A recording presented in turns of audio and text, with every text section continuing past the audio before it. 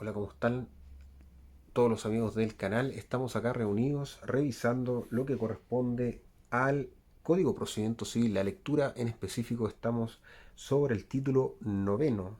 Vamos a revisar el libro tercero que corresponde a los juicios especiales y en el título noveno va a tratar de los juicios en específico sobre partición de bienes.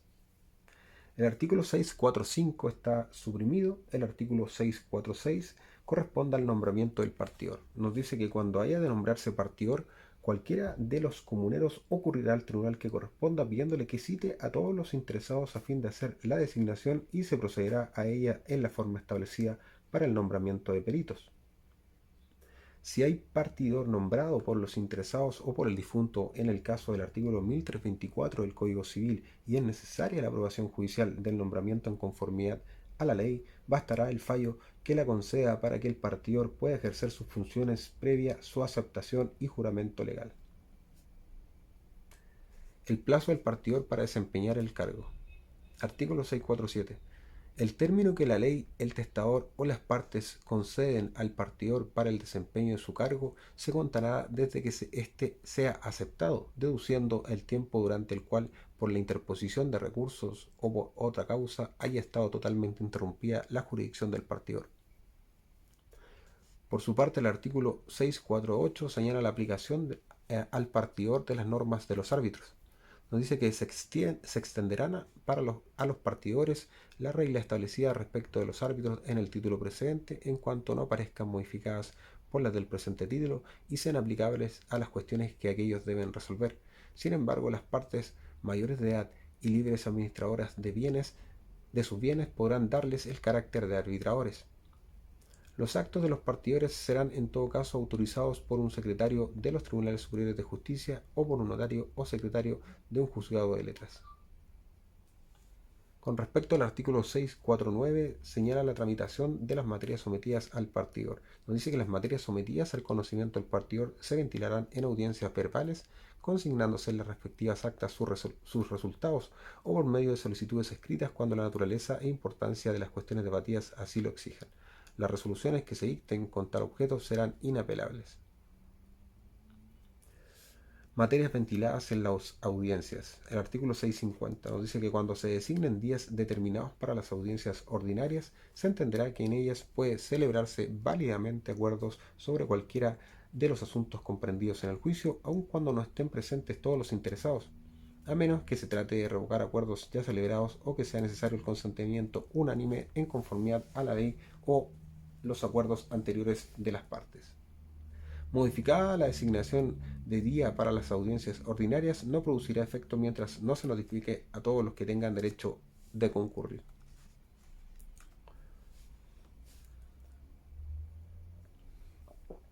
Con respecto al artículo 651, señala la competencia del partidor y nos dice que enterará el partidor en todas las cuestiones relativas a la formación e impugnación de inventarios y tasaciones a las cuentas de los albacias, comuneros y administradores de los bienes comunes y en todas las demás que la ley especialmente le encomiende.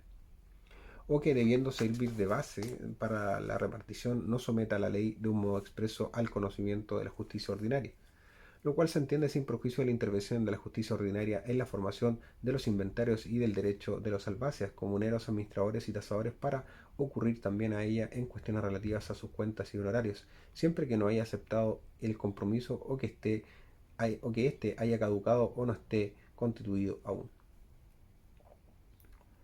Con respecto al artículo 652, señala las peticiones de las partes y nos dice que podrá el partidor fijar plazo a las partes para que formulen sus peticiones sobre las cuestiones que deban servir de base a la partición. Cada cuestión que se promueva será tramitada separadamente con audiencia de todos los que en ella tengan intereses, sin entorpecer el curso de las demás y sin que se paralice en unas la jurisdicción del partidor por los recursos que en otras se deduzcan. Podrán, sin embargo, acumularse dos o más de dichas cuestiones cuando sea procedente la acumulación en conformidad a las reglas generales. Las cuestiones parciales podrán fallarse durante el juicio divisorio o reservarse para la sentencia final. El artículo 653 señala el rol de la justicia ordinaria y nos dice que mientras no se haya constituido el juicio divisorio o cuando falte el árbitro que debe entender en él, corresponderá a la justicia ordinaria decretar la forma en que han de administrarse pro indiviso los bienes comunes y nombrar a los administradores si no se ponen de acuerdo en ello los interesados. Organizado el compromiso mientras subsista la jurisdicción del partidor, a él corresponderá entender en estas cuestiones y continuar conociendo en las que se hayan ya promovido o se promuevan con ocasión de las medidas dictadas por la justicia ordinaria para la administración de los bienes comunes.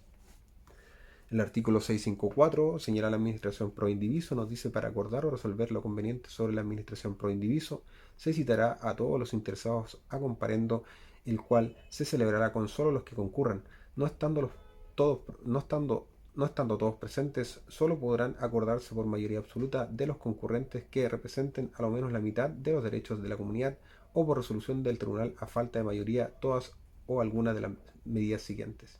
Número 1. Nombramiento de uno o más administradores, sea de entre los mismos interesados o extraños. Número 2. Fijación de los salarios de los administradores y de sus atribuciones y deberes. Número 3. Determinación del giro que debe darse a los bienes comunes durante la administración pro indiviso y del máximo de gastos que puedan en ella hacerse. Y número 4. Fijación de las épocas que deba darse cuenta a los interesados sin perjuicio de que ellos puedan exigirlas extraordinariamente si hay motivo justificado y vigilar la administración sin embarazar los procedimientos de los administradores. Con respecto al artículo 655, nos señala el término del goce gratuito, nos dice que para poner término al goce gratuito de alguno o alguno de los comuneros sobre la cosa común bastará la reclamación de cualquiera de los interesados, salvo que este goce se funde en algún título especial. Con respecto al 656, la intervención de terceros nos dice que los terceros acreedores que tengan derechos que hacer valer sobre los bienes comprendidos en la partición podrán ocurrir al partidor o a la justicia ordinaria a su elección. Con respecto a la tasación, el 657 nos dice que para adjudicar o licitar bienes comunes se apreciarán por peritos nombrados en la forma ordinaria.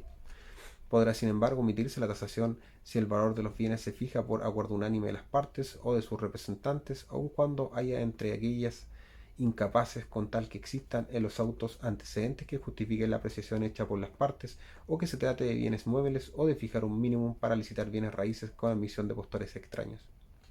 Con respecto a una licitación pública, el artículo 658 nos dice que para proceder a la licitación pública de los bienes comunes bastará su anuncio por medio de avisos en un diario de la comuna o de capital de provincia o de capital de la región si en aquella no lo hubiere. Cuando entre los interesados haya incapaces, la publicación de avisos se hará por 4 veces a lo menos, mediando entre la primera publicación y el remate un espacio de tiempo que no baje de 15 días. Si por no efectuarse el remate es necesario hacer nuevas publicaciones, se procederá en conformidad a lo establecido en el artículo 502.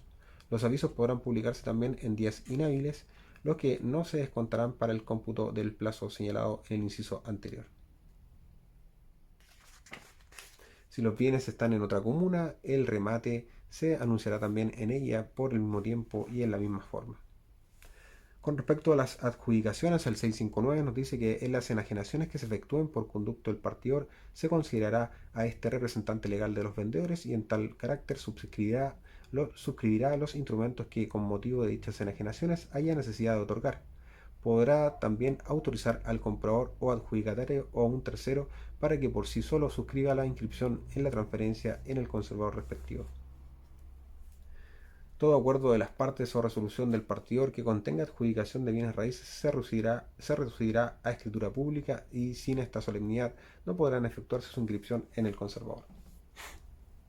Con respecto a la adjudicación a comuneros, el 660 nos dice que salvo acuerdo unánime de las partes, los comuneros que durante el juicio divisorio reciban bienes en adjudicación por un valor que exceda del 80% de lo que les corresponda percibir pagarán de contado dicho exceso. La fijación provisional de este será prudencialmente por el partidor. Con respecto al artículo 661, señala los intereses aplicables a los comuneros y nos dice que los valores que reciban los comuneros durante la partición a cuenta de sus derechos devengarán el interés que las partes fijen o el legal cuando tal fijación no se haya hecho, sin perjuicio de lo que en los casos especiales dispongan las leyes. Con respecto al artículo 662, señala la adjudicación de bienes raíces a comuneros y nos dice que en las adjudicaciones de propiedades raíces que se hagan a los comuneros durante el juicio divisorio o en la sentencia final, se entenderá constituir hipoteca sobre las propiedades adjudicadas para asegurar el pago de los alcances que resulten en contra de los adjudicatarios, siempre que no se pague el contado del exceso a que refiere el artículo 660. Al inscribir el conservador el título de adjudicación, inscribirá a la vez la hipoteca por el valor de los alcances. Podrá reemplazarse esta hipoteca por otra caución suficiente calificada por el partidor. Por su parte, el artículo 663 señala lo que es el laudo y nos dice que los resultados de la partición se consignarán en un laudo o sentencia final que resuelva o establezca todos los puntos de hecho y de derecho que deban servir de base para la distribución de los bienes comunes y en una ordenata o liquidación en que se hagan los cálculos numéricos necesarios para dicha distribución. Con respecto a la notificación del laudo, el artículo 664 señala que se entenderá en practicada la notificación del laudo y ordenata desde que se notifique a las partes el hecho de su pronunciamiento.